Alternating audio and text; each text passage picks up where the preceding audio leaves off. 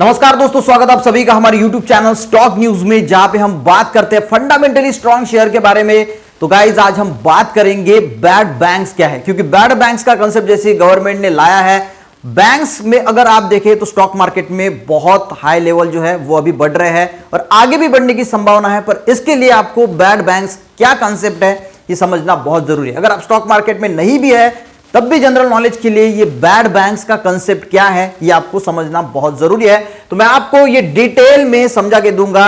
Video complete हो जाने के बाद आपको बैड बैंक्स क्या रोल प्ले करेगी ये समझ में आ जाएगा। देखिए, अगर गाइस हम बैंक्स की बात करें, देखिए एक सिंपल एग्जांपल देता हूं, उस सिंपल एग्जांपल से आपको थोड़ा जो है वो समझने में जरूर आसानी होगी। देखिए, अगर मान के चलो कि मैंने किसी को 1 लाख रुपए का कर्जा दिया है, ठीक है, कर्जे से दिया है, इंटरेस्ट भी मुझे मिल रहा है, सब कुछ अच्छा है। पर गाइज ऐसा कुछ होता है कि वो जो इंसान है वो अभी दिक्कत में है या मेरा पैसा जो है वो रिटर्न नहीं कर रहा है। तो मेरा टोटल एसेट कितना था, 1 लाख रुपए मैंने दूसरे इंसान को दिए थे, अब वो मुझे रिटर्न नहीं मिल रहे हैं।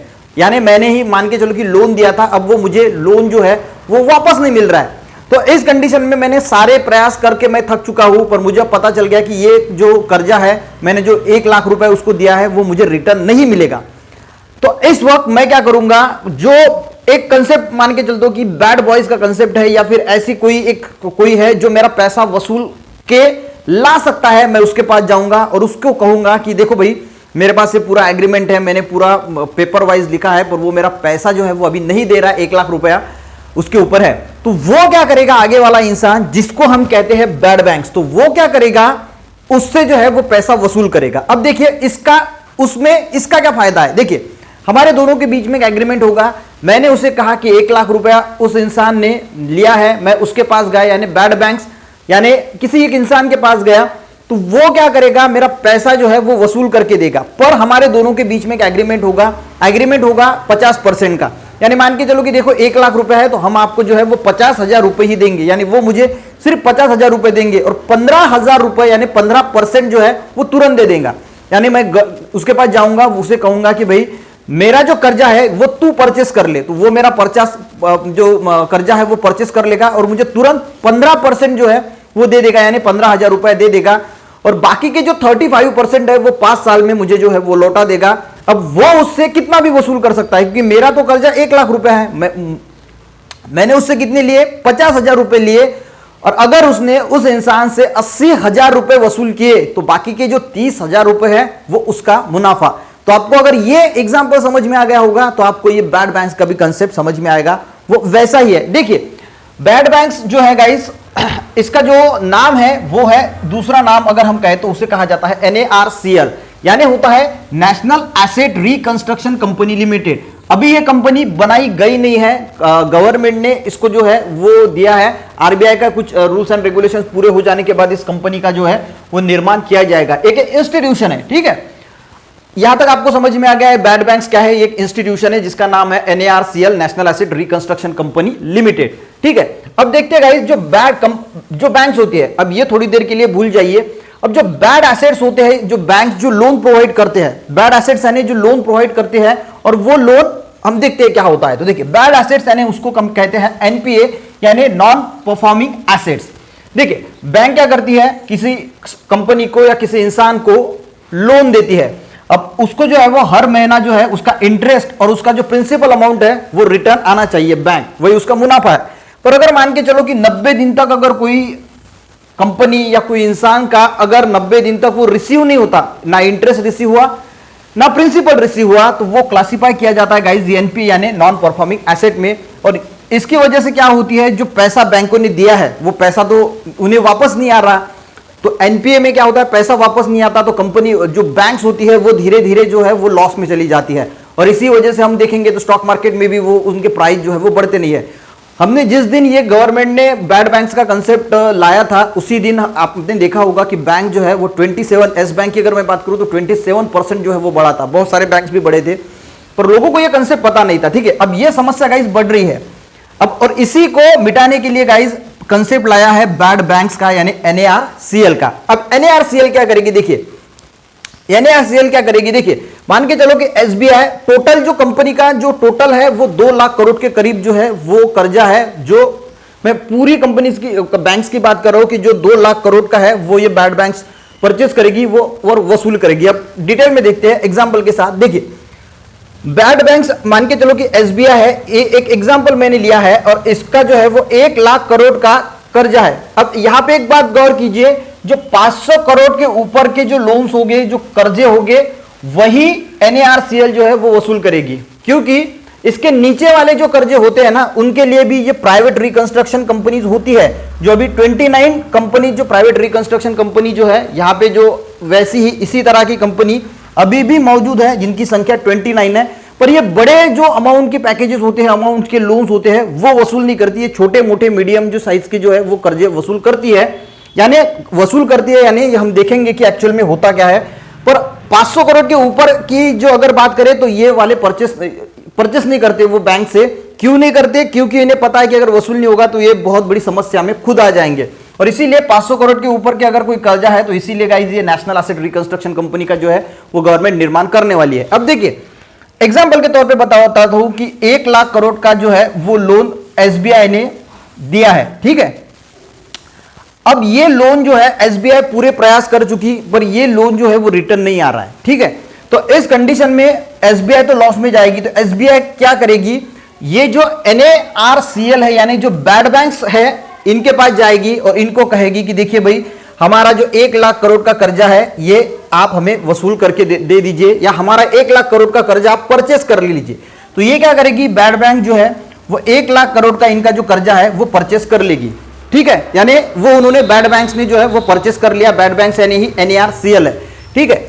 तो इन्होंने परचेस करने के बाद ये क्या करेगी, तुरंत इसको एसबीआई को 15% जो है, यानी 1 लाख करोड़ का 15% कितना हुआ, 15,000 करोड़। ये 15,000 करोड़ तुरंत ही एसबीआई को दे देगी, ठीक है। अब एसबीआई का और इनके साथ एक बॉन्डिंग होगी, एग्रीमेंट होगा कि देखो भाई आपका टोटल कर्जा कितना है, 1 लाख करोड़ का है, तो हम आपको टोटल पैसा देंगे 50,000 करोड़, ठीक है। तो इनका एग्रीमेंट कितना हुआ कि 50,000 करोड़ जो है वो टोटल हम देंगे, 1 लाख करोड़ में से 15% इनको जो है एसबीआई को तुरंत दे देंगे ये। यानी ये जो पैसा इनका एसबीआई का डूब रहा था तो इसमें के 50% तो इनके वसूल हो जाएंगे, 15% तो तुरंत आएंगे और बाकी बसे 50%। तो इसके लिए ये 5 साल का समय जो है वो, यानी 35% जो बचे हैं, तो इसके लिए 5 साल का समय जो है वो रहेगा, ठीक है। तो ये जो 50,000 करोड़ है, अब देखिए इनको देना है 50,000 करोड़, 15,000 करोड़ तो इनको दे दिया है, अब बाकी बचा है 35,000 करोड़, ठीक है। तो ये गाइस जो है ये अब वसूल करेगा एनएआरसीएल। अब एनएआरसीएल की गाइस एक सब कंपनी है, सब कंपनी निकालेंगे, यानी जिसका नाम है इंडिया डेब्ट रिजोल्यूशन कंपनी लिमिटेड, यानी हम जैसे बोलते हैं हफ्ता वसूली। तो ये क्या करेगी, उस कंपनी पे जिन्होंने लोन लिया है उन पे थोड़ा प्रेशराइज करेगी, और प्रेशराइज वो एकदम रिकवरी स्पेशलिस्ट होंगे वहां पे, यानी जो कर्जा जो है वो हर तरह का जो है वो यूज करके वो रिकवरी स्पेशलाइज्ड होंगे, उन्हें पता होगा कि कर्जा कैसे वसूल करना है, और ये इनका एक ही काम होगा कि पैसा वसूल करना है। तो ये अब कंपनी क्या करेगी, एनएआरसीएल, वो जो बैंक ने कर्जा दिया है वो वसूल करने का काम करेगी। और मान के चलो कि यहां पे 50,000 रुपए करोड़ देना है और इन्होंने 70,000 करोड़ का अगर कर्जा वसूल किया तो 50,000 गए एसबीआई को, और जो 20,000 करोड़ बचे वो हो जाएगा गाइस ये एनएआरसीएल का प्रॉफिट। पर अगर ऐसी कंडीशन में मान के चलो कि 50,000 करोड़ एसबीआई को देना है और 30,000 करोड़ ही वसूल हुए सिर्फ, तो 20,000 करोड़ का तो इनका नुकसान है। तो इसीलिए गवर्नमेंट ने इसको जो है इंस्टीट्यूट को एक गारंटी दी है, 30,600 करोड़ की गारंटी दी है कि अगर कुछ प्रॉब्लम होता है तो एनएआरसीएल को अगर कुछ प्रॉब्लम होता है तो गवर्नमेंट ने यहां पे 30,600 करोड़ की जो है वो गारंटी भी दी है। यानी ये गारंटी क्या है, तो इस पैसे से जो है वो एसबीआई को 50,000 करोड़ का जो है वो पूरा पैसा जो है वो चुका देगी, ठीक है। अब ये अमाउंट बहुत छोटी है, तो मैंने एक एग्जांपल के तौर पे समझने के लिए 1 लाख करोड़ है टोटल। अगर हम एसेट की बात करें तो 2 लाख करोड़ का एसेट है टोटल बैंक्स का जो ये वसूल करेगी। तो आपको गाइज ये थोड़ा समझ में जरूर आया होगा कि ये बैड बैंक्स करेगी क्या। बैड बैंक्स क्या करेगी, जो बैंक्स ने लोन दिया है 500 करोड़ के ऊपर का उसे वसूल करने का, यानी वो खरीद लेंगी वो कर्जा 50% में और 15% तुरंत दे देगी। 35% जो है 35% जो बचेगा वो 5 साल के अंदर दे देंगी, और उसके ऊपर जितना भी वो कमाएगी, जितना ज्यादा पैसा वसूल करेगी तो वो मुनाफा होगा गाइस इस बैड बैंक्स का। तो ये कंसेप्ट अभी आरबीआई के जो कुछ रूल्स एंड रेगुलेशन सब हो जाने के बाद ये कंसेप्ट जो है वो आपको देखने को मिलेगा बैड बैंक्स का। इससे क्या होगा, जो बैंक्स का फंसा हुआ पैसा है जो अभी नहीं वापस आ सकता, रिटर्न ही नहीं आ सकता, कोई होप नहीं है, तो ये पूरा 50% में उनको एसेट जो है वो बेच देंगे। उनको 15% तो तुरंत मिल जाएंगे, बाकी का पैसा एग्रीमेंट होगा, यानी कितने परसेंट का उनका एग्रीमेंट होता है उस पर डिपेंड होगा। और उसके साथ गाइस जो पैसा डूबने वाला है वो भी पैसा बैंक के पास आएगा, तो बैंक की थोड़ी हालत जो है वो अच्छी रहेगी। और इसी वजह से गाइस जो स्टॉक मार्केट में बैंक्स उस दिन जो बड़े थे उसका रीजन ये था। और आने वाले फ्यूचर में जैसे ये बैड बैंक्स का कंसेप्ट मार्केट में आएगा, ये NARCL जैसे ही निर्माण हो जाएगा, तो हमें देखने को मिलेगा कि जो बैंक्स की पोजीशन है अभी स्टॉक मार्केट में वो भी जरूर बढ़ेगी।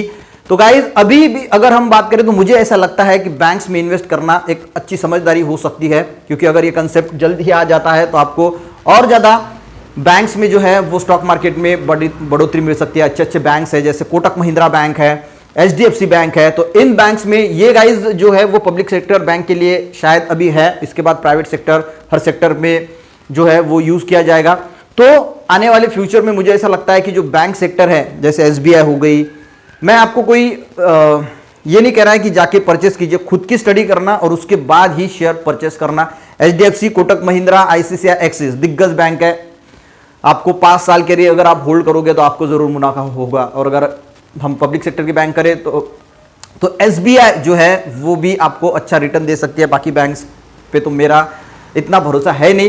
तो आई थिंक आपको कुछ ना कुछ जरूर यहां पे बैड बैंक्स के बारे में जो है वो सीखने को मिला होगा कि ये बैड बैंक्स एक्चुअल में क्या करती है और क्या रोल प्ले करेगी। ऐसे ही गाइस वीडियो के लिए, स्टॉक मार्केट के फंडामेंटली स्ट्रांग वीडियो के लिए, कहां इन्वेस्टमेंट करना है, हमारे चैनल को जरूर सब्सक्राइब करें। मिलते हैं ऐसे किसी नेक्स्ट वीडियो में, तब तक के लिए जय हिंद।